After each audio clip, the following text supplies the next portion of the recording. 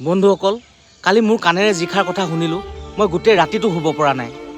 তেওঁলোকে যিটো সিদ্ধান্ত কৰিছে, যাৰ বাবে আমাৰ দৰে মানুহৰ পেটত গামোচা মৰাৰ বাহিৰে আৰু বিকল্প একো নাই। মই তেখেতসকললৈ অনুৰোধ জনাব বিচাৰিছোঁ, আপোনালোকে তেনেধৰণৰ সিদ্ধান্ত নল'ব। আপোনালোকে সেই সিদ্ধান্ত বাতিল কৰক। এতিয়া চাব হা, মই কালি বজাৰ গৈছিলোঁ। বজাৰৰ পৰা আহি থাকোঁতে ৰাস্তাৰ কিনাৰতে এহাল যুৱক যুৱতী মানে প্ৰেমিক প্ৰেমিকাই কথা পাতি আছিল। তেখেতলোকৰ কথা মোৰ কাণত পৰিল।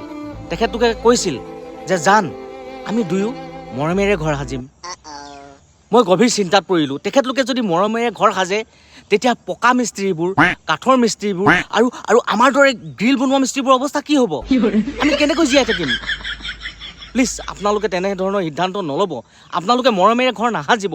আমাকো অকণ সুবিধা দিয়ক। আমাৰো ঘৰ পৰিয়াল আছে, আমিও চলিব লাগিব, আমিও জীয়াই থাকিব লাগিব। মই আপোনালোকলৈ বিনম্ৰ অনুৰোধ, আপোনালোকে সেই সিদ্ধান্ত বাতিল কৰক। আপোনালোকে মৰমেৰে ঘৰ নাসাজিব। আমাকো অকণমান সুবিধা দিয়ক।